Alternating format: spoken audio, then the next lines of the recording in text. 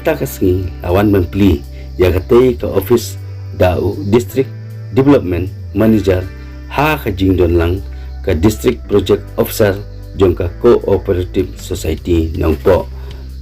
laseng ya ka Mahuti cluster farmer products organization cooperative society ha ka khasan tarik lai bakhar araja puwe ha ka jing supervise ka switch on federation ya ka bala finance da ka nabat ka FPO ka don Shipomut ki board of directors ha ka ba Umarius Jerwa ulong uchalan usamla bashay lang krem secretary Pinky dingdo kum accountant but ikong bashay kurba ide chief executive officer CEO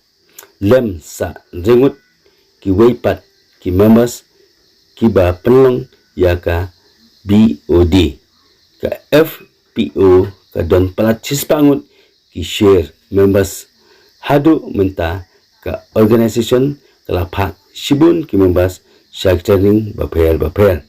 kala ai ya ki awareness program hapo ka chisnem duna organization kalala ban pli ya ka office trikam hamauti kumju ru ya ki dukan marab kalayo ru ya ka scheme naka basin hadu sanpupra laktam naka banta bansna ya ki karkhana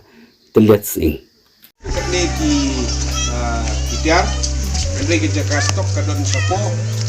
de mentasi kino kene kalong kum kadukan da kene kadukan kalong ba na ka banta jong ki member jong ka FPO bar khot ni long tra ya kene kadukan tang ba minum la pade banya dilang da bar khot banya thiet ila banya thiet bar khot kin don kinong tre hang ne ki ban syong hang ne ki ban simi ta ka kam de kidon kitiar hange kum kitimbam Henry lada pidon ru kumraong lada pidon ru kitiar ibamo kum usensar hilapan bank for agriculture and rural development de ide district manager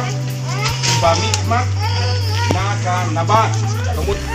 kanika nabat kabadi ika kabapet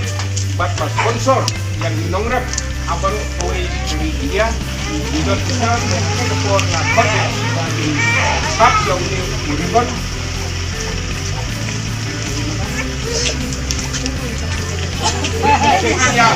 punya banglang yang kekolang ya di madam di perut semua bersyukur mah ini sakti berkat Gideon Nabat will inaugurate this FPO for the benefit of all the farmers for the development of this Mahuti area. Thank you.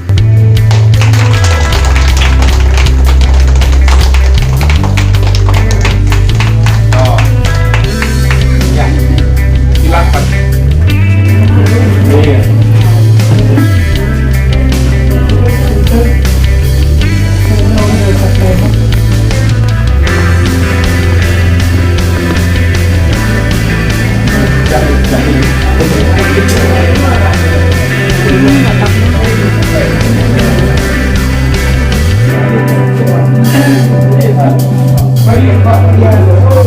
Ini bahan di bawah